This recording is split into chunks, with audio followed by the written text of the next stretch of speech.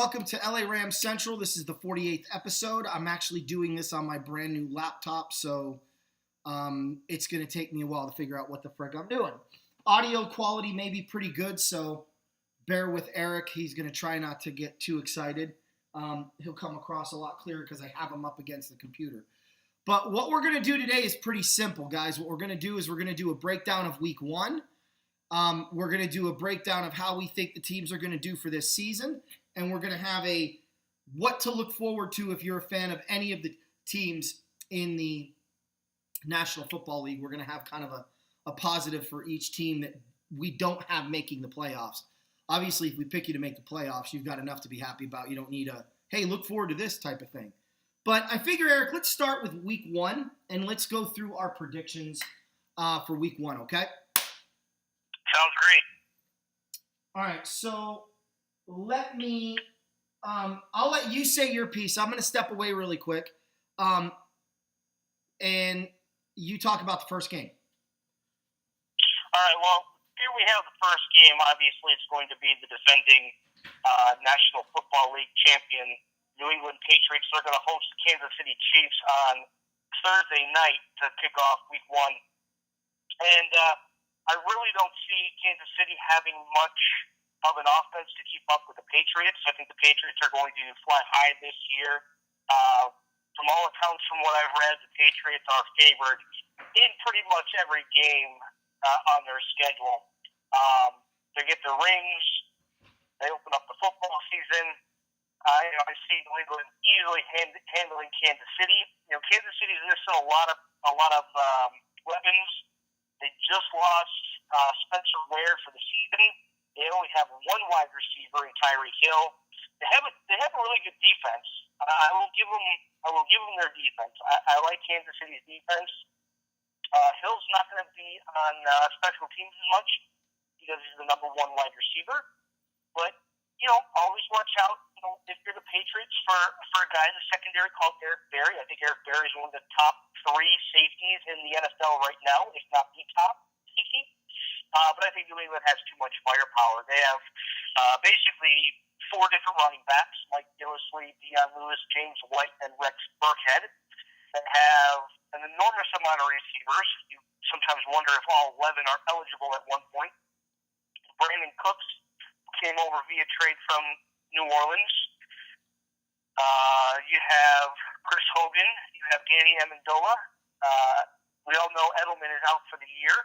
And Gronk is back healthy. And they also have Dwayne Allen, who they got in a trade from Indianapolis. So I see New England hanging a 40 spot or more on the board against Kansas City. I think they're going to come out and make a statement. I think it'll be close for the first quarter, but New England pulls away. New England is tough this year. They have a very underrated defense, but I'd love to say I'd like to see Kansas City put up a fight, but I just don't see it in week one. Well, I'm also picking New England week one, but I don't think it's going to be as close of a game as people think, and I think that armor in the New England Patriots is going to start to crack a little bit. Correct me if I'm wrong. Wasn't it the Chiefs that injured Tom Brady back in 2002 or whatever it was? 3, 4? 2008 when he tore his ACL on a low illegal hit. Yeah, I think so. Actually, back then it wasn't illegal. That was one of those, you hurt one of our golden children, so we have to change the rules now. That'd be interesting. I don't see Kansas City or New England's quarterback finishing the season this year. He's 40 years old. He's going to take a pounding. I think a lot of teams are going to take the motto of, we're not going to win, but we're going to hit Tom Brady. And we're going to hit him as much as we can. And we don't care if it's late, 15 yards or not, we're going to hit him. And I think as teams take that approach, I think Tom Brady's going to take some more hits this year than he's used to taking. But I don't see Kansas City beating New England in this first game either.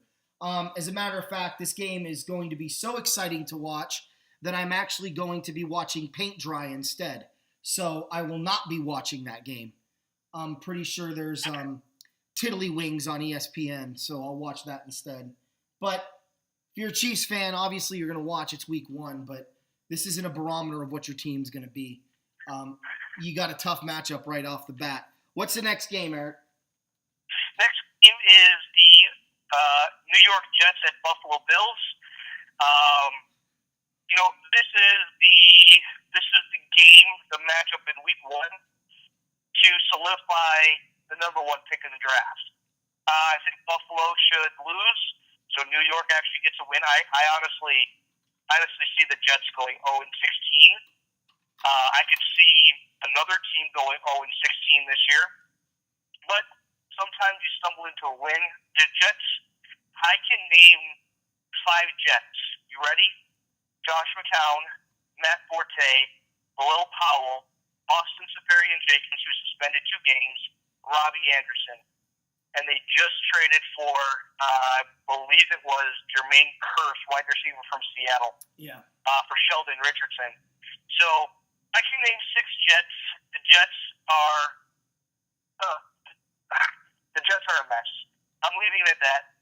They're gonna be in the race for the number 1 pick, along with a couple other teams that we'll get to. But it's just if you're a fan of the Jets, I don't know what to say. Well, I think it's not. I think Buffalo's going to win. I don't think the Jets. Yeah, I do too. I don't think the Jets are good enough to go into Buffalo and get a win. I don't know what the Bills are doing. They had a team that looked like they were on the verge of competing, and then all of a sudden, 2 weeks into the preseason, blew it up, which was a little surprising. Right. Well, they got a new GM and a new head coach last year, and Buffalo's hitting the reset button. And things were looking up for Tyrod Taylor this year. Then they deal Sammy Watkins, and the one person who may lead the Bills in receptions may be their running back, LaShawn McCoy. Yeah, it's going to be one of those years. I got the Bills winning though. Next game is who and who? All right, we have Atlanta at the Bears. I'd like to say Atlanta would have a Super Bowl hangover, but I don't think that's the case. Atlanta is going to throw the ball all over Soldier Field against the Bears. The only thing Bears fans get to look forward to is sideline shots of Mitchell Trubisky. But it's going to be the Matt Ryan, Devonta Freeman, and Julio Jones show that game. Well, I think if the Falcons put up 40 points, I think they're making a statement. If they make this could be a statement game for the Atlanta Falcons to prove there will be no Super Bowl hangover. But that they got to win this game if that's going to be the case. I think Atlanta's too powerful. I think they have too many weapons on offense, and I think their defense is too good. What's the next one? Next game, Baltimore at Cincinnati, a good old AFC North showdown early on. Actually, there's 2 AFC North showdowns in Week 1, but this is the first one on the list. I think Baltimore sustained too many injuries through the preseason, and we don't even know if Flacco's going to be playing in Week 1. But the Red Rifle and A.J. Green are a lethal combination, and I think you see them hook up twice, and even though it'll be low scoring, I could see like a 20-14 game, a 20-17 game, somewhere like that, favor the Bengals. I'm going to say 24-14 Bengals. I think Cincinnati's got a lot of weapons. I'll give the Ravens defense credit. They might get a pick 6 or a fumble return for a touchdown, but I think Cincinnati's going to be too much for a depleted, beat down, and not very good and, quite frankly, old Baltimore Ravens football team. What's the next game? Yeah.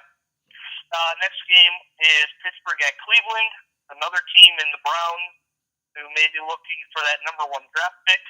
But, the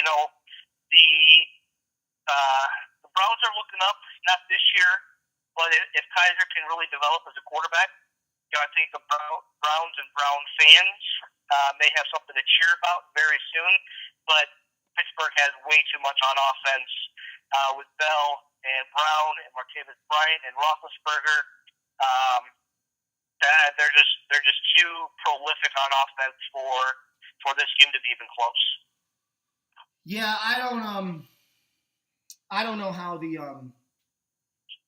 the Cleveland Browns have an answer on defense. I mean, unless Ben Roethlisberger, gets pressure up the middle, then he shows that he is a below average quarterback under those circumstances, but then they should be able to just run the ball with Le'Veon Bell. So right. And in a perfect world for the Browns and their fans, Myles Garrett is very disruptive on every single play while Pittsburgh has the ball. But I mean, that's really digging deep. And that's asking for a lot from a rookie playing in his first official game. Exactly. So I don't see that happening. I do think Cleveland's going to win, but here's my prediction. Not Cleveland, Pittsburgh. But here's my prediction: Steelers 23, Browns 16. I mean, I could see it only because Roethlisberger is very average away from home. I don't see how the Browns are going to score. We don't know if Kaiser's going to be on point throwing to Coleman and Crowell running.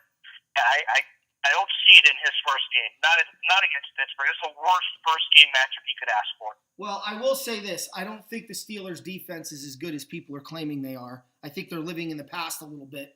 They are not very strong against the run. They're used to being, and I know what you're going to say, well, they had pretty good numbers last year. That's because of their receivers. They were up 21-0 on people before they could blink an eye.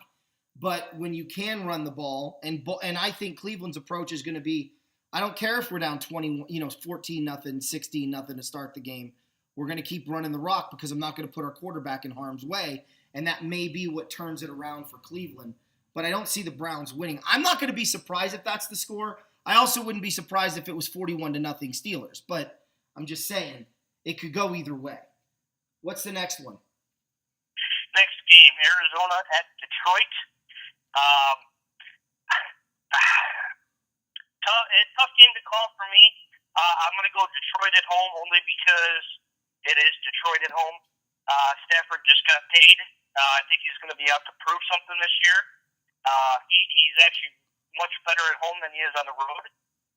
The Cardinals came off a little lackluster of a season last year. I know Palmer's healthy and Fitzgerald is back for another season, and this may be their last hurrah. I don't see them pulling this one out. However, the only way they pull this out is if David Johnson goes for over 200 all-purpose yards. Well, David Johnson's going to go for about 150 all-purpose yards. Larry Fitzgerald's going to have over 100 yards receiving. Carson Palmer's going to have over 250 yards passing. And John Brown's going to have over 100 yards receiving. Last year, if you look at the Detroit Lions, they were a classic example of being lucky and never being good. The amount of times they were in a position where they could allow Matt Stafford to dictate the end of the game result, and then their kicker coming through as consistently as they did, receivers being perfect on those drives as they were, you're not going to duplicate that twice. And when I look at the Lions roster, I say to myself, who wows me? Who on this offense do I really believe is going to be consistent for a second year in a row? And the answer is no one. Cardinals are going to win this one 24-10. First game we disagree on. I can't disagree with what you said about Arizona, but West Coast team go in Central Time Zone. I know. Week one, always got to have that in the back of your mind, but I think Detroit somehow pulls it out. All right, well, we'll see. I mean, look, if it's close, I'll be nervous that you're right, but I don't think it's going to be close. Okay. Next game we have is Jacksonville at Houston. This is just a really bad game for Jacksonville. They are in shambles. The city of Houston is looking for something to cheer for. I think obviously they have the Astros right now, but next week it's all about the Texans. The Texans put a hurt on Jacksonville. We don't even know who their starting quarterback is going to be, if it's going to be Blake Bortles or Chad Henne. They have a decent wide receiver in Allen Robinson. They have a rookie running back in Leonard Fournette. But that Houston defense is going to be hungry. They're going to be looking to get that crowd involved early. And, even though Tom Savage is the Texans starting quarterback in week one, I don't foresee him being the starter in week 16 or 17. I think that goes to Deshaun Watson. I think the Texans are too much for the Jaguars in this game, way too much, especially with the whole city behind its football team. Well, and if you just look at the two teams, they're not comparable. I mean, Jacksonville, everyone's high on every year, and then they play like the Jaguars. And for me, I look at the Jacksonville Jaguars and I say, there's going to be a lot on the minds of the Houston Texans. There's going to be a lot of emotion. If Jacksonville can muster through it, I think they're good enough to compete. But I agree. I just think Houston's going to have way too much other stuff going their way that's going to be too momentous. I don't think that the Texans are making the playoffs this year, but I don't think this is going to be where they start to fall apart. So I agree. I think the Texans beat the Jags. You remember season ago, I picked the Jaguars to make the playoffs? Yeah. How'd that work out? Yeah, not this time. Not this time. I didn't think so. All right, next game. We have a Battle of Florida, Tampa Bay at Miami. And I'm going to go with the Dolphins at home in this one. And it's not because Jay Cutler is the Dolphins quarterback. And it's not because Jameis Winston is the quarterback for the Buccaneers. But I'm going with it because it's Miami at home. That's really the only reason. I think the talent on both sides of the ball is pretty equal. I think Miami's got slightly a better defense than Tampa Bay. And I don't know. It's going to be very interesting to see how Miami responds to the loss of Tannehill with Cutler. And if Cutler keeps them in the playoff hunt for the year and then throws that interception at the wrong time like he's famous for doing, that we've seen the last 8 years in Chicago, I have Miami by a field goal in this game. Miami's going to win. Tampa Bay is overrated. Every year I hear how great Jameis Winston is, and then I watch him play, and I'm like, he's okay. Like, I don't know why everyone is so in love with this quarterback. I didn't get it when he was at Florida State, and I certainly don't get it here. 2 words. Joseph Adai. Dolphins win. Game over. Next game. You mean Jay Ajayi? Joseph Adai was the former Colts running back. Yeah, let's do that. Let's start that one over again. All right. Joseph Adai. We have actually a really good matchup in this next game. I think it could be actually the matchup of the week. Hold on, really quick. Am I wrong in my thinking? How great was Adai last year? Ajayi was okay, was average after the 3 200-yard games. Yeah, but by then people were bottling him up. Now, you've got a quarterback you have to respect that has the big arm. You've got receivers now that are going to be getting more one-on-one coverage. He's had a summer to get ready. I like this running back in Miami. I have from the moment he splashed onto the scene. I watched him against Arizona. I thought he did well. So I just don't see how my Tampa Bay, with their weaker defense, has an answer for him. But anyway, what's the next game? All right, next game. I honestly think this game should have been moved to Monday night over one of the other 2 games. 2 great young quarterbacks. Oakland at Tennessee. Carr's coming off a broken leg. Mariota's coming off a broken leg as well. So they have 2 things in common there. Both had broken legs at the end of the year. I think you're looking at a really good potential playoff matchup as well. The talent on both sides of the offensive football for these 2 teams is off the charts. Mariota has really come into his own. I mean, he's always going to be linked with Jameis Winston in that draft because they went 1 and 2. Carr came out, and I don't want to say he came out of nowhere, but he came into his own last year, and I expect him to take a step forward. I think Tennessee takes this game because it's at home. Yep. Don't get me wrong. The Raiders could easily go up and win this game by 10 points or more, especially with the talent of the wide receivers that they have. I don't think they have the running game, though, to keep up with the Titans. That's why I believe the Titans win. The Titans have Murray. The Titans have Henry. The Titans have Mariota. They signed Eric Decker after he came off an injury-plagued 2016 campaign. They still have Blaney Walker. They have a boatload of talent. Both these teams have a boatload of talent on both sides of the ball. I think Tennessee wins this game at home. It should be one of the better games of the day. Yeah, I think Tennessee wins too, and I think it's going to be like 26-24 with a field goal at the end to win it type of situation. And don't get me wrong, Oakland's going to end up finishing like 12-4, 13-3 this year. this is by no means going to be a bad thing for their season. It's just going to be okay, we got to buckle up and get ready to play. And once Marshawn gets into the groove, I think the Raiders are going to be just fine. Next game. Next game, Philadelphia at Washington. I've been hearing people rave about the Eagles' defense. What I want to know is how that Eagles' offense is going to be. I mean, Wentz threw a ton of passes last year, and now he's got weapons on the outside. They signed Alshon Jeffrey in the offseason. I know they got LeGarrette Blount, too. I don't think he's going to have the same type of year he had with New England. I think that's almost impossible to repeat. But Sproles is still over there. But I think the Redskins have something to prove, too. You know, they had a pretty high-scoring offense last year with McVay as their offensive coordinator.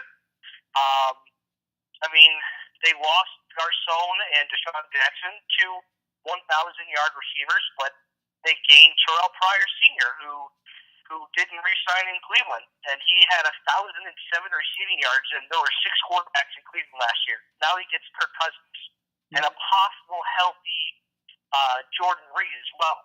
So I think he has a big year, and Cousins is still playing on that 1-year deal. He's got a ton to prove, and if he can get Washington out to a 1-0 start, which I believe they defend home field advantage right here, I think that you're going to see Redskins team surprise quite a bit of people in the East. I think the key to this game is Pierney. I can never say the kid's name from Oklahoma that they drafted. Oh, Samaje Perine. Yeah, Perine.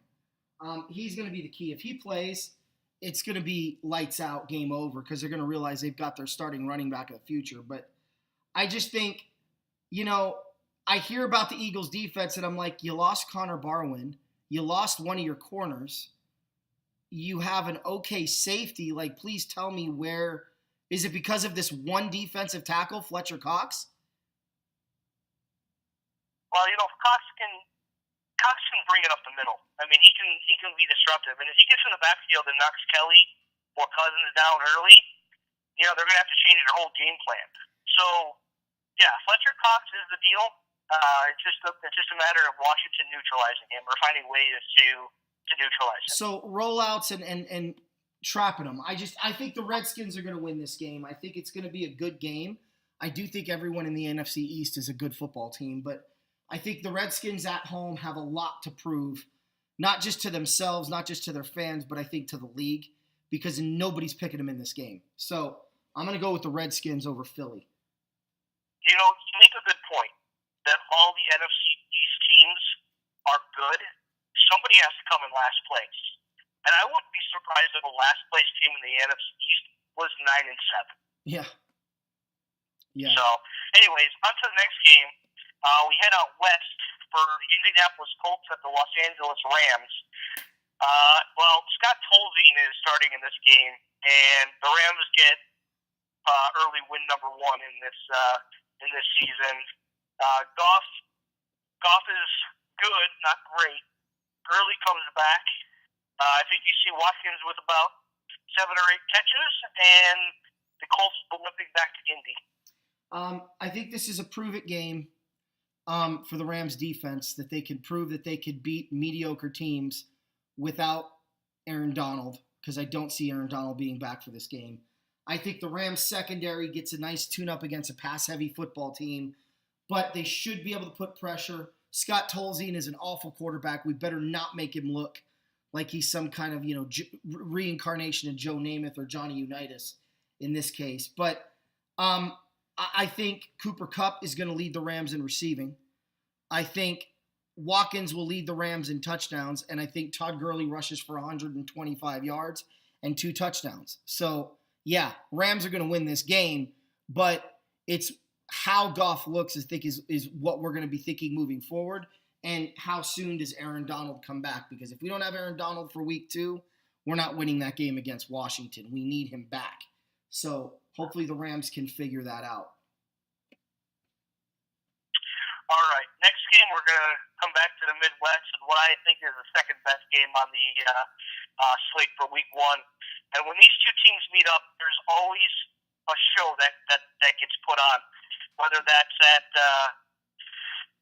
doesn't matter who's house it's played in, but it's Seattle at Green Bay. I know what you're going to say. I like to ride Seattle a little bit, and you think Seattle's overrated. But as they come to play, and they play tough. I don't see them winning this game, unfortunately. I hate picking Green Bay in any game. I just think Green Bay's got too much offensive firepower for Seattle's defense, which is getting older. I understand that. But I'm also wondering who Seattle is going to feature in this game when they run the ball, if they try to run the ball. Do they give it to Rawls? Do they give it to Lacey because he's going back to Green Bay? Do they give it to Procise if he's healthy? There's a lot of questions on Seattle defense and offense. This is why I think Green Bay wins the game. They're Rodgers is such a surgeon at quarterback; it's disgusting. So, and he hits that back shoulder with Jordy Nelson so good that I don't think there's anybody better in the league that can do it. Well, we agree that Green Bay's going to win. Here's my prediction, though. Watch the media blow out of proportion how good Green Bay is. Because I don't think Green Bay is as good as people think they're going to be this year.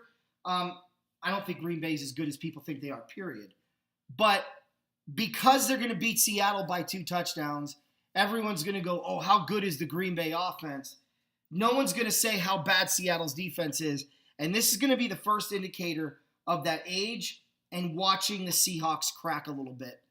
And they have a coach in Pete Carroll who, as he gets comfortable in his own skin, and this is about the time at USC, he started doing really stupid stuff where they were going 8-4, 9-3 instead of 11-1, 12-0. He started to get too confident, too cocky in what he had built, and I think we're going to see that in Seattle. The Seahawks don't have a running back. They don't have a wide receiver, and if you say Doug Baldwin, I'm going to slap you in the face. Doug Baldwin is okay. He is not a true number 1 wide receiver on any roster. All they have is Russell Wilson and a beat-up offensive line or a bad offensive line and an aging defense. So Seattle will be relevant for a bit, but this is going to be the first indicator of how their defense will start to crack because of all of the reasons I just mentioned. I agree Green Bay wins. It'll probably be 35-14, 35-21, but watch the overreaction to Green Bay's win by the idiots on the network Sunday night. All right. Moving on, let's head back out to California, and we got the Panthers at the 49ers. Why don't you take this one first, Anthony? Because actually, I have no idea who's going to win this game, nor I don't think anybody else does. But go ahead and give this one a shot. Carolina 56, San Francisco nothing. Okay. I mean, well, I'll take you back off that. Here's why. They don't have anybody on defense that can stop Cam Newton. Their running game is better. Their passing game is healthy. Their defense is still strong. And San Francisco comes in with this offensive-minded coach with a linebacker that's played okay in the preseason. He's played really well in the preseason.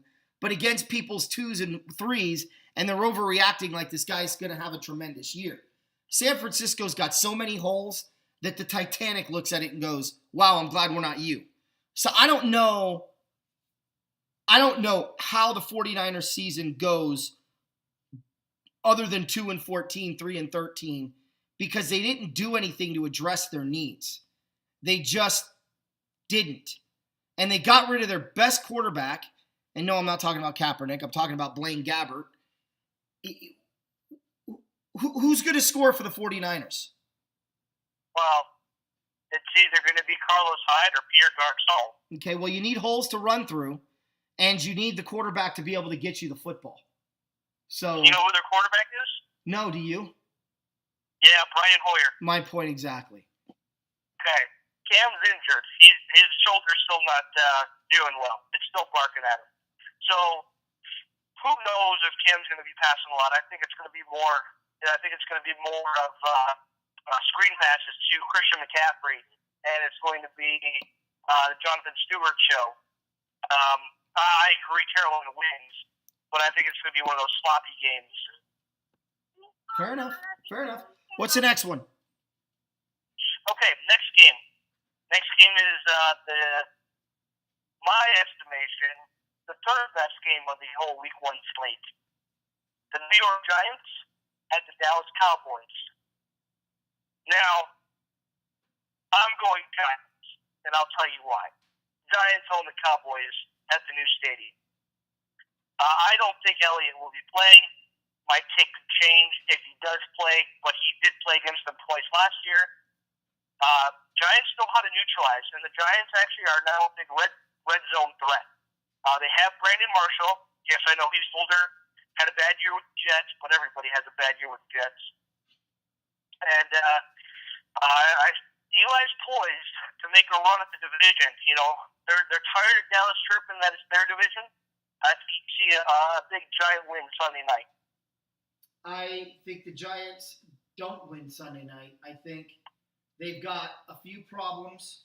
I think their biggest problem in New York right now is their running game. They don't know what I saw last year from Ben McAdoo, besides an awful haircut, was the inability to run when your running back is hot. I can't tell you how many times I watch a game and I'm like, wow, dude's averaging 5 yards a carry on the last 3 carries. And then he doesn't touch the ball again until the fourth quarter. So unless Ben McAdoo magically becomes a better coordinator, he's going to keep Dallas in the game by not doing what they need to win. I know how they do in the Cowboys' new stadium, and I don't think Dallas is going to be as good as they were last year. But I just think winning on the road in this division this year is going to be very difficult to do. I got the Giants beating Dallas in New York, but in Dallas, I don't see it happening. Okay. Game 1 Monday night. New Orleans at Minnesota. As much as I want to pick the Saints, they're not playing in their own home stadium. Sam Bradford, and I'm going to give him some props right now, but Sam Bradford had the highest completion percentage of his career last year and led the league. Take that for what it's worth. He doesn't really throw it much downfield, but he's got a very reliable over-the-middle target in Kyle Rudolph, and I think he's got a monster year in him. Rookie Dalvin Cook, I think he runs through that Saints Swiss cheese defense, so they're not asking Sam Bradford to shoulder the load in this game. I mean, if they ask him to shoulder the load, he might break it. But I see Minnesota winning somewhat of a shootout, but a ball-controlled shootout, 31-24. Adrian Peterson's the difference in this game. Sean Payton is not going to let Adrian Peterson not run the rock. Sean Payton is in a dome where he always does well. I don't care if it's his own dome or not. And you said it. Sam Bradford, the end. Saints win. Next game. I like that. I like how your perception of Sam Bradford is a little different than mine, but rightly so. I get it. I understand. Last game of Week 1 and the second game on Monday night. It's still weird for me to say, but the Los Angeles Chargers at Denver Broncos. I kind of wish that Phillip Rivers would just go and be the quarterback for Denver and that end of misery. Phillip Rivers deserves so much better, but the Broncos defense is too much for him. Denver signed Brock Osweiler to back up Trevor Siemian, and Siemian's no cupcake either. Obviously, if it was just a quarterback battle, I'd take the Chargers, but I Broncos win at home. Yeah, the Broncos are going to beat the San Diego Chargers. There's no question. Or the Oakland Chargers. Take your pick. I think it's going to be a good football game in the first half. But ultimately, I think watch Brock Osweiler start. Brock's not going to start. Watch him start. He knows the system. He's been in it before. He's not going to start. Okay. Well, if he does, Denver definitely wins. If he doesn't, I think Denver's defense is probably going to show Phillip Rivers that, going 4 for 4 for 65 yards against the Rams' third stringers isn't exactly the same thing. So I'm going to go ahead in this one, and I'm going to pick Denver as well. I think the second half they'll pull away, maybe like 31-17 type of situation. But I'll go with that. So, all right. Yeah, that's week 1 matchups. That's week 1. We'll see how it goes. So I'm going to go first with our second segment. I'm going to do something different. I'm going to start in the AFC East. Maybe we did that last year. I don't remember. Actually, you know what? I'm going to read left to right on the board. So I'm going to start with the AFC North. I actually have the Bengals winning the division this year, Eric. And I got the Bengals winning the division this year because I don't think Pittsburgh is going to stay healthy. I don't think Pittsburgh's defense is as good as it needs to be to get them in the division. But I do have the Steelers making the playoffs as a wild card team. I got both of those teams in the playoffs.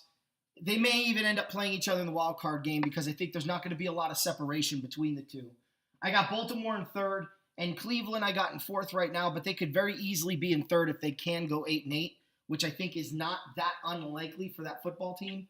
But for right now, when I look at these teams, I like the fact that Cincinnati has a running game, and I love the Dalvin Cook signing for the rookie. I like. You mean Joe Mixon? Dalvin Cook is where? Dalvin Cook is in Minnesota. Okay, well that's going to help the Vikings for sure. Yeah, I meant the kid from Oklahoma, not Oklahoma, but Joe Mixon. No, Joe Nathan. Joe Mixon, yes. Oh, Joe Mixon. I thought you said Joe Nathan. I'm like, dude, that was in the 80s. No, Joe Mixon. Yeah. I don't mean the closer for the Twins either. Yeah, right. No kidding. But I do like what the Bengals have in place offensively and defensively. You know, they're a proven football team defensively, so I like the way they look. But I got them and Pittsburgh making the playoffs, and that's my breakdown for the North. Yours? I got Pittsburgh as the only team coming out of the North. Cleveland will be lucky to win 8 games. They're lucky to win 3, if that. Cincinnati and Baltimore can battle for second, but they'll be out of the wild card race.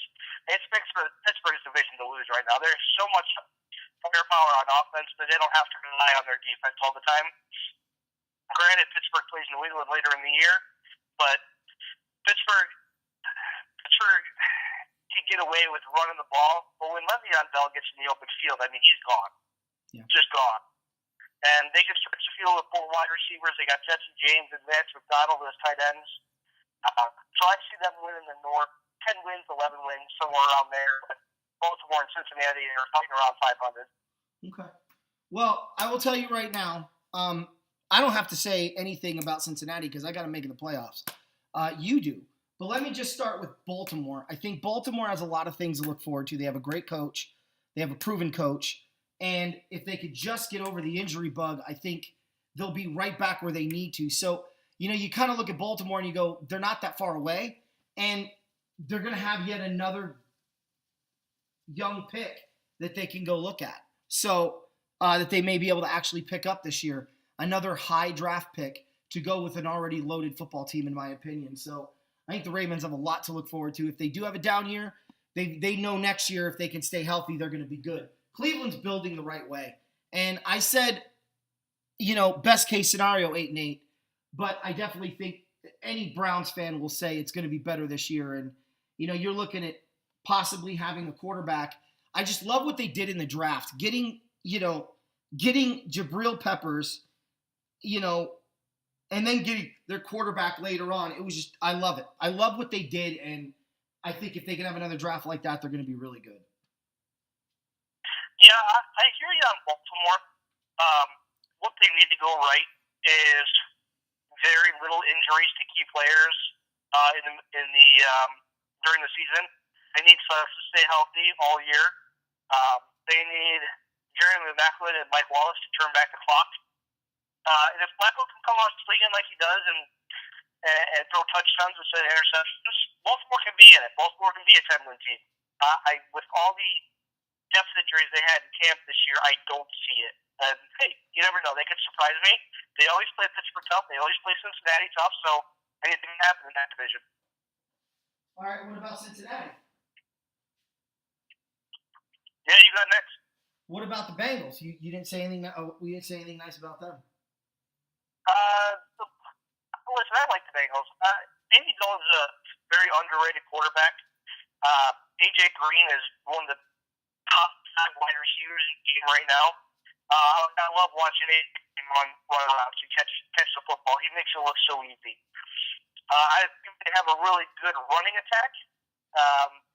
And if Eifert can stay healthy, the numbers that he puts up when he's healthy is off the charts. Eifert's the key to their season. Right now he's healthy, but who knows what's going to happen after week 1. Yep.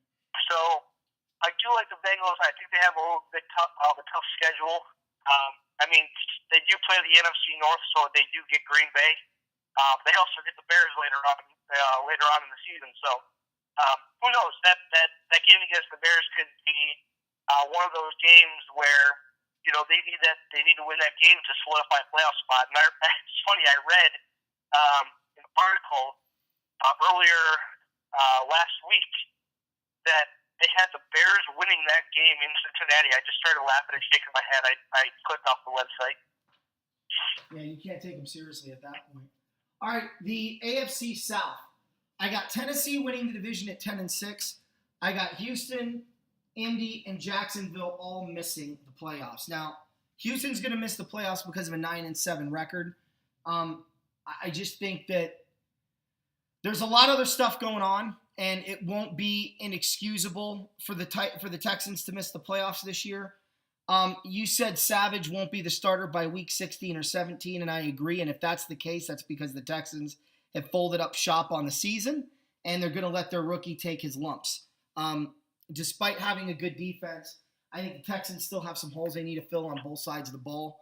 And I just think that right now they've got a lot of good players, but no one that's going to get you to the next level. And they've got to figure out how to trade those pieces and get those pieces or not. But I really like Houston as an organization, as a team where they are. I just think they're one of those perennial playoff teams that will never go beyond that. But they're not going to make it this year, and I think it's not just because of the hurricane, but I think it's just because they have so little from the quarterback position, and you need to have something from that position. And you could say what you want about Brock Osweiler, but he gave them something for 8-9 weeks last year that got them relevant and in the playoff picture. They don't have that this year. 9-7 will keep them out just because I think the nature of Miami and Kansas City and Pittsburgh this year and the seasons they're going to have. Indy, once Andrew Luck is right, the Colts need to start getting offensive linemen, and then they'll be fine. But they need to start addressing their problems and their needs. I like the center, the kid they got last year from Alabama. I think he's going to be big time for them. They need to keep building on that O-line, and the future looks really bright.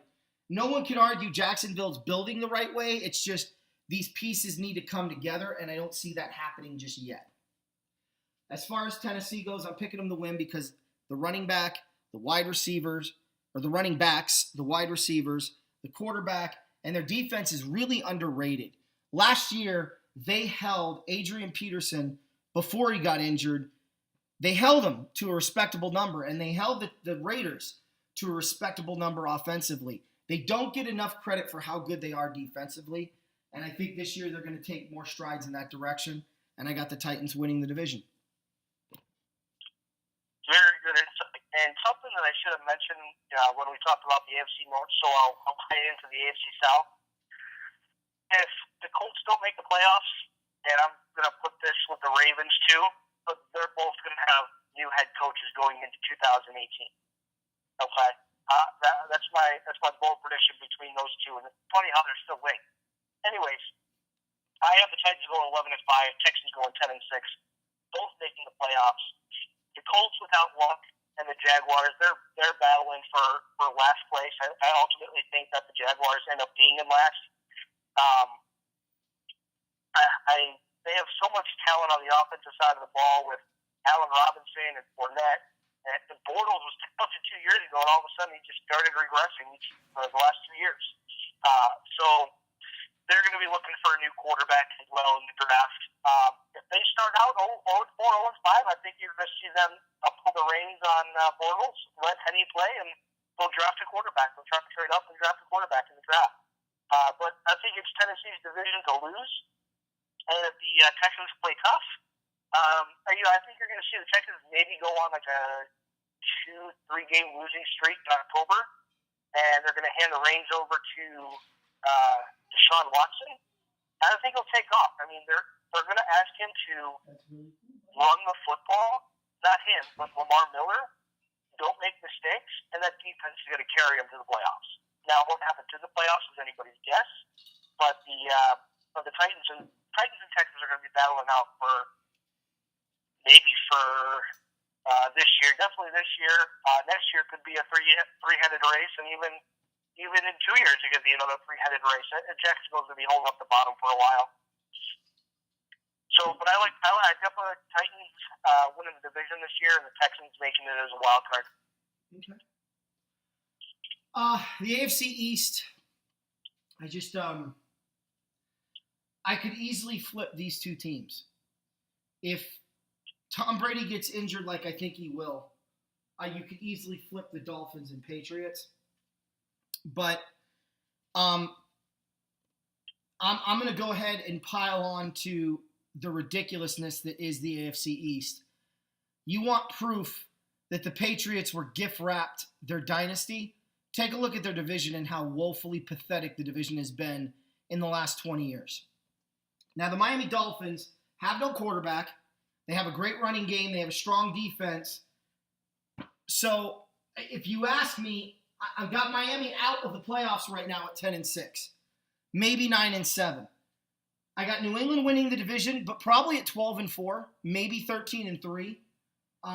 Buffalo and the Jets are anchoring the bottom of the division. Now, Miami, once their quarterback comes back, can we finally agree that Tannehill is a good quarterback and you guys have something to build on? Because I'm tired of hearing about wherever we don't know about Tannehill yet, but apparently we know about Colin Kaepernick. Okay, I digress.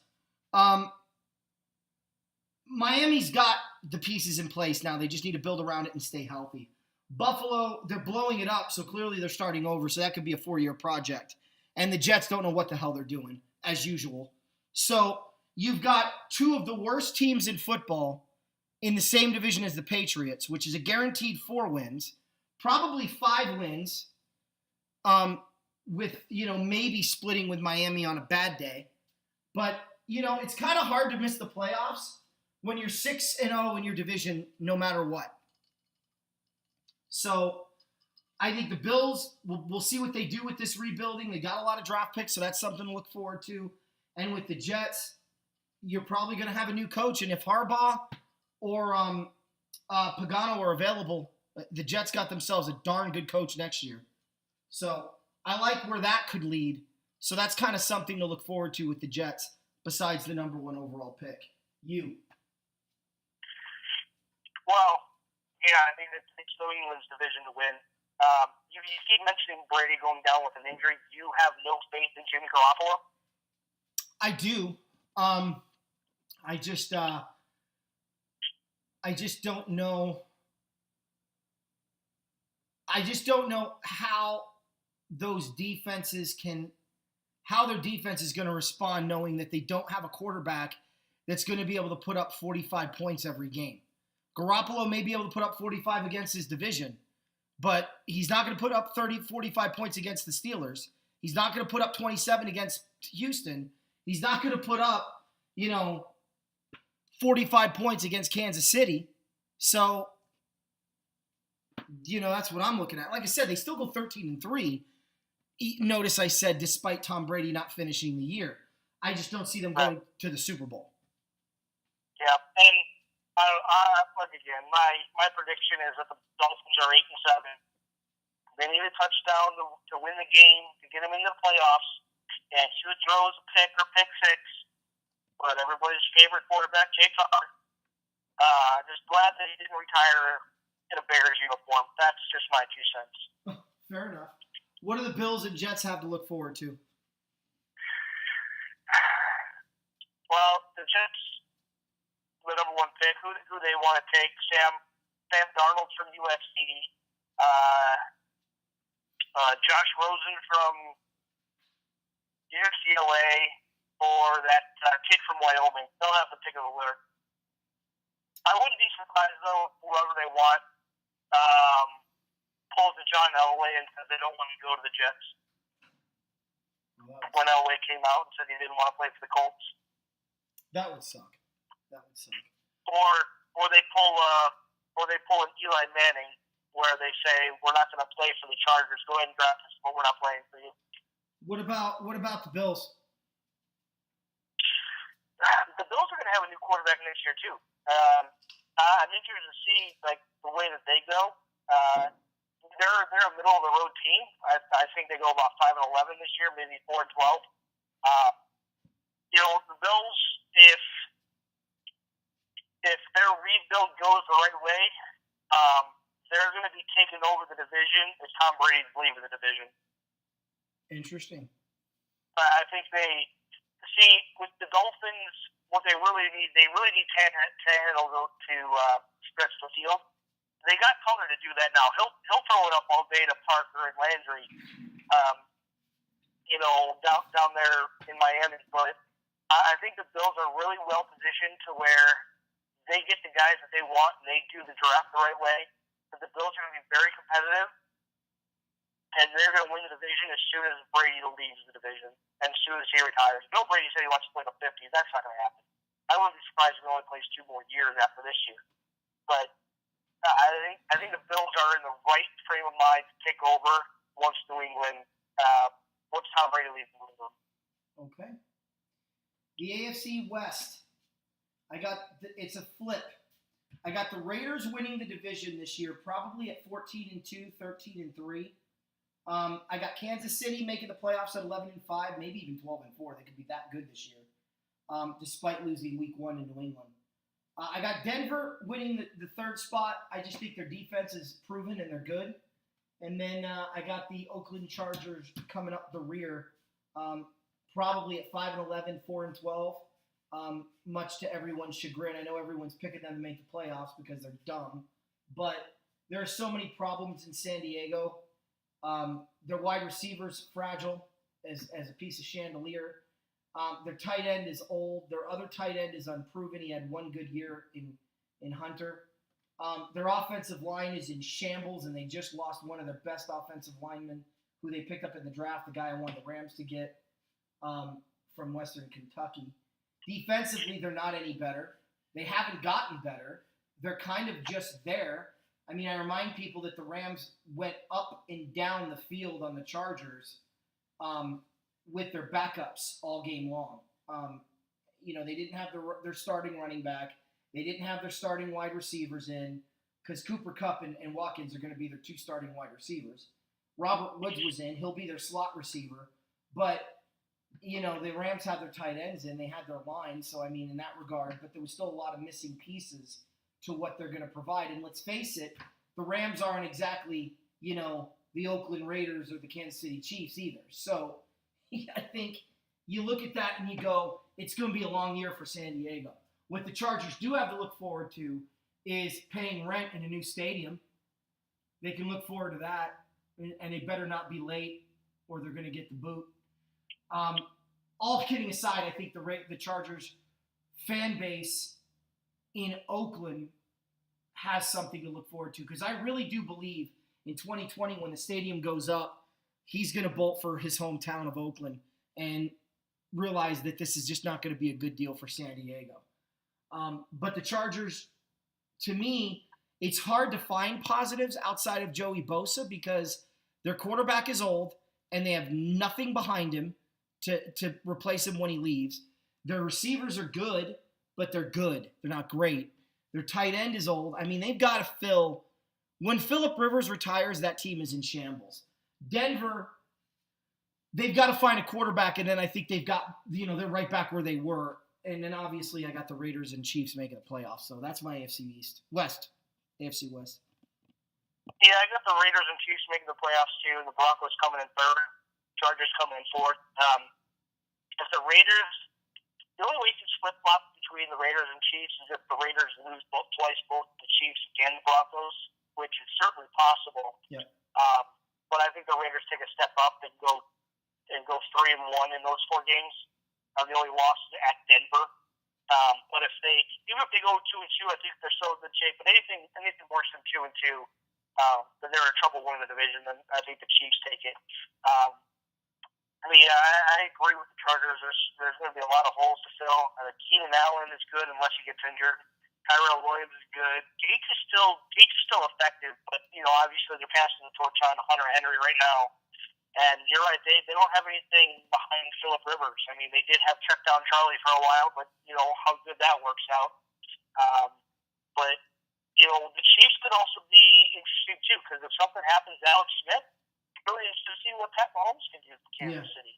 He's a dual threat quarterback. The only question mark I have for the Chiefs is going to be who their second wideout is. They let Jeremy Maclin go, and he wasn't 100% all last year. He didn't play in every game, but that's beside the point. If you have a body to put out there, put him out there.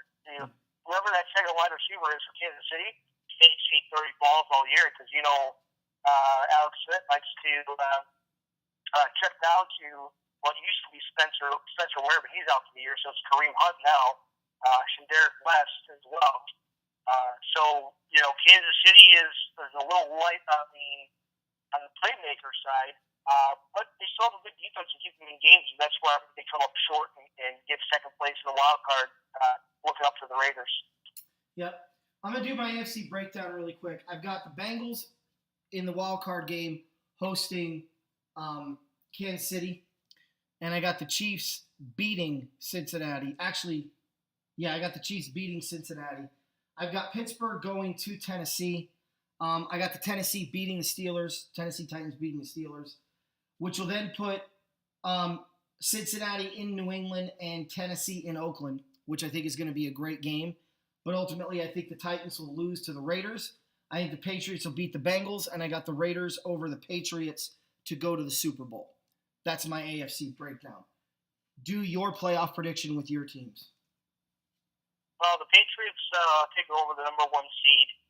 I got the Raiders with the number 2 overall seed, so they get the bye week. Third team Steelers, fourth team Titans. I think that the Chiefs get the first wild card, so Kansas City goes to Tennessee, and then you have the Texans going to Pittsburgh. Okay, who wins? Well, as much as I want to see, as much as I would think it would be a great story for the Texans to win, Pittsburgh at home is too tough, and the Chiefs give Tennessee a run, but Tennessee pulls it out. Okay, divisional round. Divisional round. Let's see. Actually, I didn't have any upset the wild card round, so Tennessee goes to New England, and the Raiders go to Pittsburgh. Raiders upset Pittsburgh. New England hosts the Raiders. And then who goes to the Super Bowl? New England. Home field advantage to go all the way. Okay. So we disagree on the championship game. That's about it. Okay. AFC or NFC East. I think you stole my thunder a little bit. I think Philadelphia finishes 4th in the division at 8-8. And I think at 8-8, Philadelphia has a lot to look forward to in the future. I really like their quarterback. I really like the direction that team seems to be going. But I'm a huge Carson Wentz fan. I was a huge Goff and Wentz fan, and I think they're both going to be phenomenal. And I can't wait to see what Wentz does in the future. So if you're in Philly, you've got a lot of things to look forward to and a lot of things to be happy about. The rest of the division makes the playoffs. I got Dallas winning the division, and I got New York and Washington making the wild card rounds. They're wild card 1 and 2. Right now, I've got New York ahead of Washington, only because of the Week 17 matchup between the two. I got the Giants winning, which will give Washington the second wild card round seed, and New York will get the first wild card seed. But both of those teams will make the playoffs. You've got 3 representatives coming out of the NFC East. It's going to be that good of a division. Your go. Well, I think it's going to be a 2-headed race, mainly between the Giants and Cowboys. I know you mentioned the Giants' run game earlier. as being a weakness. The Giants really haven't run the ball that well in the last 2-3 years. So, with the Cowboys getting Elliott back, I could see them maybe winning the division by a game. But I think the Giants and Redskins get the 2 wild cards, and the Eagles, like I said, they can have a winning record, but they're going to finish in last. So you've got both wild card teams coming out of the NFC East as well. I do, yeah. I just think Cousins has a lot to prove. He's going to put that franchise on his shoulder, or shoulders, I should say. And the boy wants to get paid. I mean, don't get me wrong. He's got guaranteed money on the franchise tag. But I don't think there's a way, a third time, that the Redskins franchise him again. I can't see it. Well, so they either pony up the money or he walks. It's the and whole... If he walks, I have one place where he's going. But that one place has to pony up the money too. And the reality for me is that's why the Redskins fired the general manager, is because they did franchise tag him twice instead of signing him. So, I mean, that's just the reality. All right. So next up is the NFC North. I've got Green Bay winning the division. Minnesota, Detroit, Chicago in that order. None of them make the playoffs. Minnesota at 7-9, Detroit at 6-10, and the Bears at 1-15. If you're a Bears fan, you could say what's good about Chicago. I'm looking at the Bears going, what the hell are you doing? You go and get arguably the one backup everyone thinks should be a starter, and you pay him all that money, and then you move up in the draft to get a guy no one was going to draft. He would have been there at 3. And you get a guy who played, 4 games as a college quarterback? I'm exaggerating. 13. I'm exaggerating. 13, let's relax. But, I look at Trubisky and I'm like, okay, I don't know enough to say he's going to be a bust or not. But I do know that you have done to your quarterback situation what the Eagles did a few years ago, having a backup and a starter making an exorbitant amount of money, and for what? You could have used that money in other ways, and now it's all tied up. So Chicago is going to have to figure this draft out, having less draft picks going in this year than they originally had because of their own stupidity.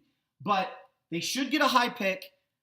There is going to be some guys out there for them to get, and maybe Trubisky can pay off. I'm going to take 3 years with him, just like I am with Jared Goff. I'm not going to jump to conclusions and say he's great or he's terrible, but it is a WTF moment in Chicago. For Detroit, the Lions paid their quarterback, and now they have to live with that. So my question in Detroit is, how are you going to build a team around him now? You don't have the funds to do it. So we'll see what Detroit does with their money. And then Minnesota, the sooner Teddy Bridgewater gets back, the sooner the Vikings can become relevant again. And especially with Dalvin Cook, their future looks bright. They just need to get right. All right, well, I'm going to start at the bottom. And the only way the Bears are successful is if they get a top 3 pick. Okay? Because people are going to want, or somebody is going to want, one of those 3 quarterbacks that I mentioned earlier coming out of college from USC, UCLA, and Wyoming. Okay? So keep that in mind.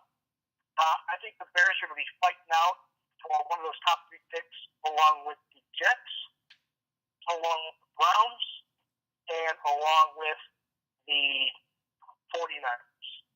Okay? So those are the other 3 teams that I think they're going to be fighting with to possibly get a top 3 pick. Now, the Bears and Browns play later in the year. So it would do service if the Bears lost the game to the Browns just for tiebreaker purposes. So, as I mentioned, I've watched Trubisky in preseason games 2 and 3. Now, I don't put much stock in the preseason. I've told you this for years. Okay? The only thing I take out of preseason is injuries. Okay? Trubisky looks poised. Trubisky has a great arm. Glennon's deal is essentially a 1-year, $18 million deal. Could that money eventually become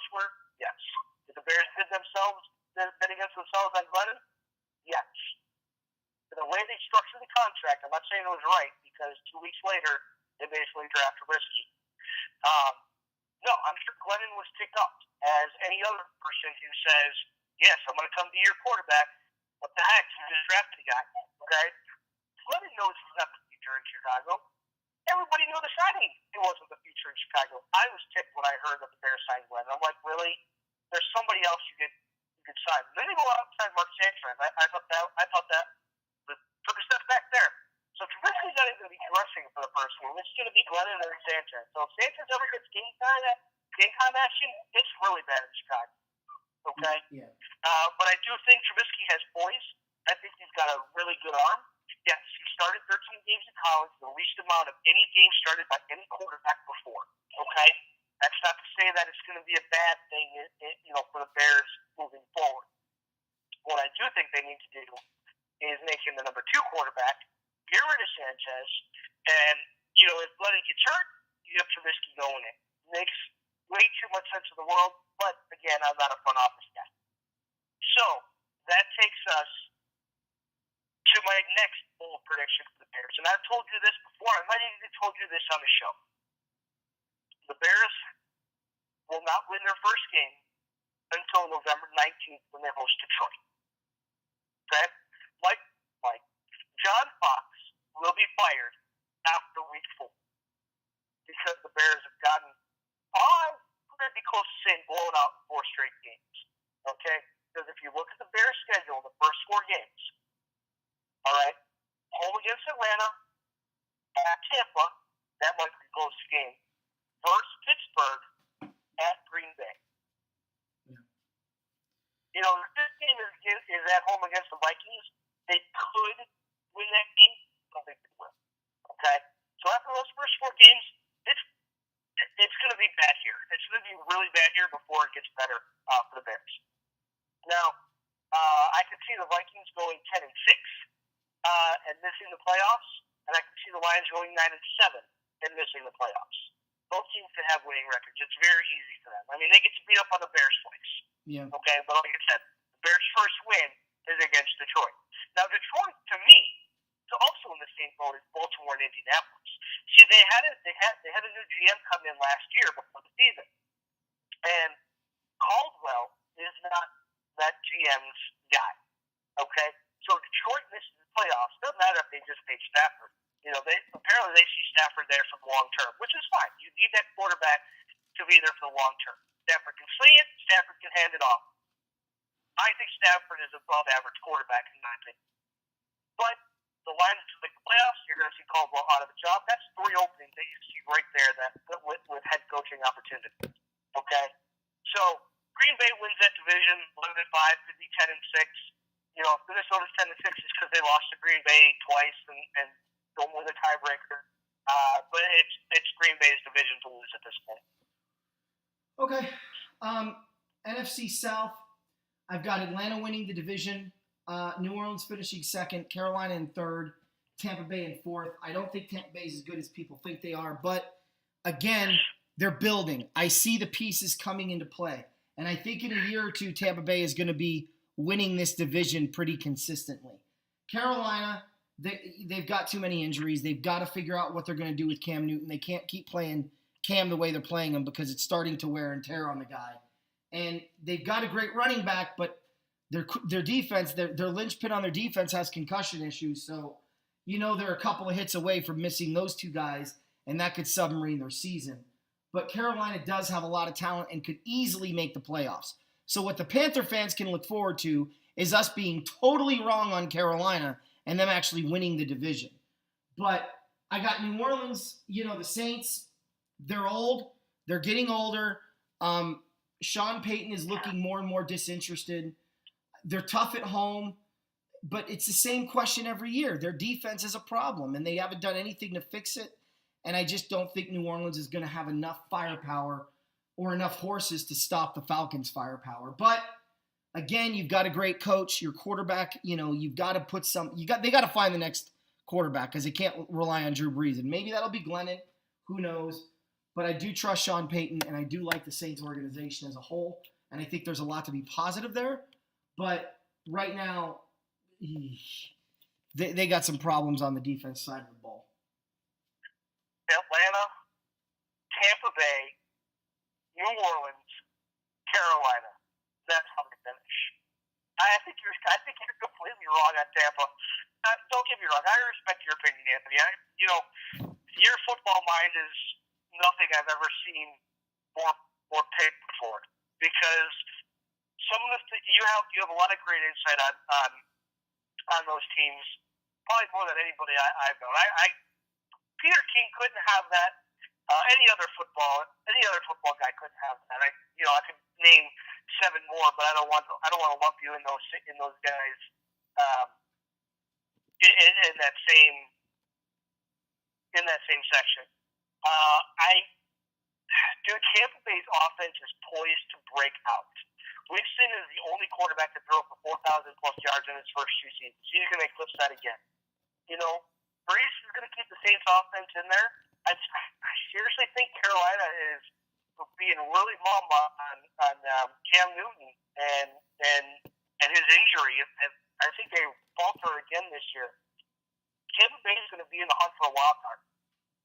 I think that would be really invigorate the fan base down there. They have Mike Evans, who's a stud. They got Deshaun Jackson. They got your boy O.J. Howard from Alabama that they drafted, who's going to take over for Cameron Brate, if not in the middle of the season, at the end of the season, and be one of the top 5 tight ends in the league. And you still have Cameron Brate, who all he did was catch touchdowns last year. Yeah, I know the defense, may give them problems at times, but Tampa's a sleepy good team this year. So I think they need one more year though.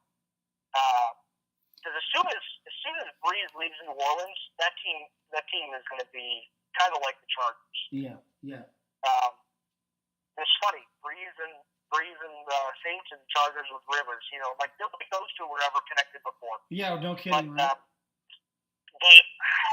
well, on the flip side, there's no Super Bowl hangover for Atlanta. I think they roll through that division. Yeah. On the flip side, there must be something in the water in Florida, because last year everyone was, bobbing for apples for the Jacksonville Jaguars, and now all of a sudden everyone's doing it for Tampa Bay. I think Tampa Bay is this year's Jacksonville Jaguars last year.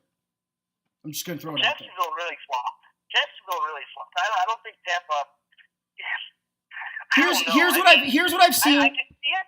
I can see it only because of who their coach is. Mm-hmm. Thank you. But I think that's good for Jameis, though.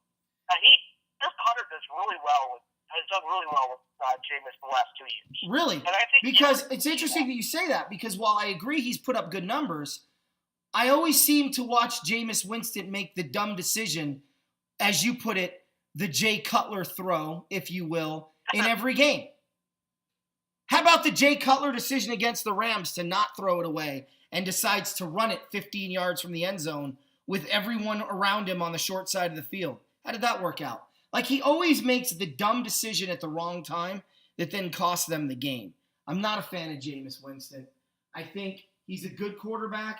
They need another couple more pieces around him, not necessarily on offense, I'm thinking defensively, to make up for when he does make those big, stupid mistakes, and then they could be competitive. But I think it's going to be tough. That's just my opinion. I've been wrong before, and I could definitely be wrong again. But, I just see a lot of similarities between those two in Jacksonville and Tampa. And that is funny that you did the Breeze is like San Diego and Phillip Rivers in San Diego, because that is, like you said, when have they ever been connected before, right? Right, exactly. The NFC East, or the NFC West. The NFC West reminds me a lot of the AL East in our Forker League. Everyone's kind of thinking it's going to shape up the same way it did last year, and no one's taking into account the moves that the Rams have made and how old the division is getting. Much like me with my Yankees in that Forker League, how I got all those good players, and everyone kind of stayed the same. Seattle's a year older. I told you, I'm waiting for Pete Carroll to do that inevitable, we're good, I don't have to worry mentality and get lazy. It always happens. It happened to him in New England. It happened to him in New York. And it happened to him in USC. And it's going to happen to him in Seattle. I got the Rams winning the West, probably with a 10-6, 11-5 record. I got Arizona at 9-7, just missing the playoffs. Seattle at 8-8, just missing the playoffs, and San Francisco at 1-15, 2-14, depending on how they do against the Rams. As much as I hate to say that, I think it's going to be a long year for San Francisco. Obviously, I like their GM. I think they're building in the right direction. They're going to have a lot of picks to play with. They're going to have a lot of time to build this thing the right way, and we might see the return of the 49ers in the next 5 to 6 years. So there's a lot to look forward to if you're a Niner fan. If you're a Seattle fan, you have to look forward to a season, because this season, again, it's going to be, Seattle's going to be relevant. They're going to be in the conversation. They're going to be in it all the way to the end of the year. And if we're wrong and Seattle, does play above their heads a little bit, it's not that unlikely they can find 2 wins and get in at 10-6. So there's a lot to look forward to there. And if you're Arizona, you just know you're going to have a better year this year than last year. And you can really look forward to David Johnson. And, so there's a lot there that you can look forward to in Arizona. But, man, Arizona has nothing except they have everything. And I'm going to explain. I'm excited for the Cardinal fan base because they have Blaine Gabbert, who I've been high on since last year in San Francisco, even before that. I think the kid is ready to finally start figuring it out. He's got the best coach possible to coach him up. He has looked phenomenal in the preseason. He's got good leadership around him. Yeah, he won't have Fitz to throw to, but hopefully he'll still have Bruce Arians. I think the Cardinals' future is in Blaine Gabbert, and I think it looks good. But they need it because as long as he can keep handing the rock to David Johnson, now they can just get some offensive, pass catchers around him, and he should be pretty good for a long time. I think the Cardinals found one. And then obviously the Rams at 10-6, I got them making the playoffs and winning the division. Your turn. Yeah, really interesting, the West. I mean, the West could be very jumbled.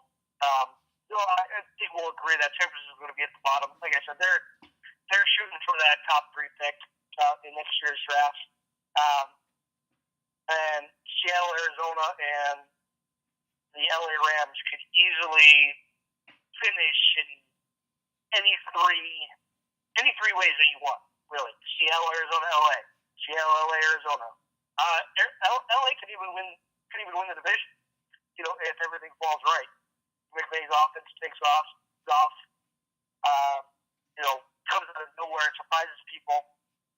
Do I think the Rams are going to be closer to last place or first place? Absolutely not. No way. And I think the Rams, I'll tell you this much. I'll go on a limb here.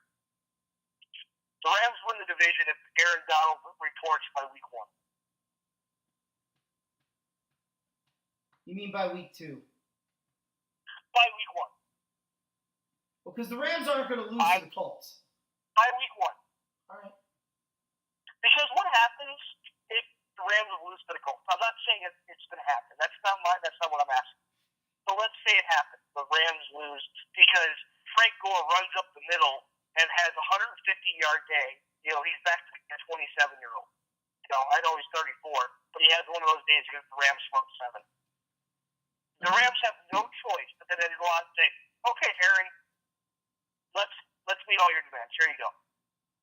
Because they're not going to get gashed like that up the middle by David Johnson, okay, by Carlos Hyde, by whoever the heck the Seahawks decide to run out there. But they need Donald in order to do it. And that's why until Donald comes back, and I know he's only one player, but man, he is one heck of a player. Okay. As far as I'm concerned, it's Arizona and Seattle, and then the Rams. That's if Donald doesn't come back anytime soon. Who wins the West? Flip a coin. I still like the Seahawks to beat out the Cardinals. I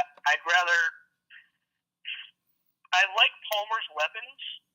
I just think Wilson is better than Palmer right now. And I give the edge to the QB. Arizona's defense is top notch as well. Like the Honey Badgers is one heck of a guy to watch. Like love watching him play. He plays hard every single snap. Seattle defense, as you mentioned, is a year older. Okay, so they got to find a way to keep Sherman happy, to keep everybody else on defense happy. So if anything blows up on Seattle, it's Arizona's division. If Seattle keeps it together, Seattle wins the division by 4-2. Well, to your Aaron Donald comment, I think Aaron Donald will report by week 3. I think the Rams will be 2-1 by week 3, and that Redskin game could hurt. And that's where I agree with you. I don't think if he doesn't report this week but reports next week, it's not going to affect us. We're beating the Colts. But Washington will be a tough one. San Francisco we should beat. But we can't go beyond that without Aaron Donald. And 2-1 doesn't mean anything. Just ask Ram fans last year and we were 3-1. You need to make sure you have the pieces in place. Well, I'll do my AFC playoff breakdown. So I've got the Rams hosting the I've got the Rams hosting the Redskins in the wild card game. It's actually a bad draw for the Rams because the Redskins can run the rock. But I think it's plausible that Aaron Donald is not in week 2's matchup, but in the wild card matchup. If we draw Washington, I'm going to say the Redskins beat us just because they're balanced. I'd much rather play the Giants, a one-dimensional football team, and take our chances with the pass rush than with the Redskins. But I'm going to say Washington beats the Rams in LA. Sorry, guys. We need to get there first, and then we'll see how we do. I've got New York losing to Green Bay. I got Green Bay going back to Dallas. And I got Dallas beating the piss out of Green Bay this time. I got New York going to Atlanta. I got Atlanta beating New York. I got Atlanta beating Dallas. And Atlanta beating Oakland in the Super Bowl. All right, let's just have some fun with this. Atlanta and the Cowboys 1 and 2. Green Bay 3. Seattle 4. Giants 5, Redskins 6. It doesn't matter. Patriots, Giants, Super Bowl, take 3. Oh, Jesus. That's funny. Okay. All right. You're just having fun with it. Now, last part of the show, I'm going to take 5 minutes. Let's break down a little bit of the Ram-Colt game. So I think Todd Gurley already said I think he's going to have a big day rushing. The Colts defense is weak and pathetic. I think Greg Zuerlein has finally got his mojo back. Jared Goff has the perfect defense to warm up against. He's got those weapons to explore with. Scott Tolzien's going to have no chance getting the ball off with Robert Quinn coming and breathing down his neck. And Alec Ogletree roam in the middle will stop the run. The Rams' corners need to step up, but we got that kid from Buffalo that I like a lot that pick-sixed us at the game I went to. And I think he's got some really good hands. So I think he could end up surprising some people with an interception or two. Tremaine Johnson will probably play well against T.Y. Hilton with safety help over the top. I'm really looking forward to LaMarcus Joyner in that game to run around hitting people. I just think the Rams have too many weapons, and I think the Rams have too much on defense for how little the Colts actually have to offer, which is why I'm picking the Rams to beat the Colts by the final score of 31-13. Your go. Interesting. Well, here, Tolzien started a game last year, okay? And the guy who was the beneficiary of a lot of Tolzien throws was Dante Moncrief. He's the guy that you need to actually worry about, especially in the red zone. Now, I think the Rams are good enough to stop Gore easily, okay, with or without Donald. I know what I said earlier about if Gore went 150. Don't think he's going to do that? No, not at all. Okay, I like Frank Gore. Heck of a player, durable, reliable, but I think he gets eaten up by the Rams front seven. So you don't have to worry. You're not going to have to worry about T.Y. Hilton at all. Not in this game. If Luck is playing, yes. Since he's not, no. Just make sure you bump Moncrief at the line. Excuse me. Oh, I just sneezed. I apologize. Bump Moncrief at the line. Colton is really going to only go through 2 reads, okay? And then he's going to throw the ball away. He's going to look at Hilton deep. He's going to see double coverage maybe. and he's going to look for Moncrief, and he's going to be shadowed. So how the Colts are going to move the ball, I don't know. But, Gurley could probably run it for 125, 150 in this game and call it a day. Goff, I don't think is going to have to do much. He's going to be just fine. He'll complete 65% of his passes. He'll get Watkins, 6 or 7 catches. He'll get Cooper Kupp, 5 to 7 catches. And don't be surprised if your tight ends get into the game quite a bit. I think you're going to see it's going to be the Todd Gurley show. I hope so. That would be a great day. All right. Well, hey, it's a long episode, but it's the preseason conclusion and the season opener. So we hope you guys liked it. This is Eric and Anthony signing off for LA Rams Central.